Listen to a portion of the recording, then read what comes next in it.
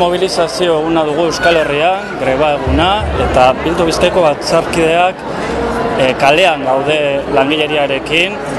Gure ustez mobilizazio soziala giltza delako, halako murrizketa olatu honi aurre egin eta eteteko.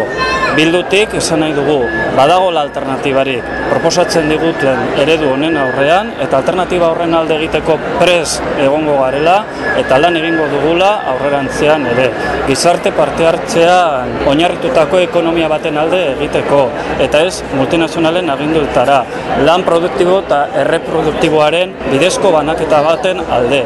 Eta hori dela eta gure konpromisoa adierazi nahi dugu, aurrerantzean ere lan egiteko alternatiba bat badugula erakusteko, eta hori dela eta hementxe gaude kalean langileriarekin batera.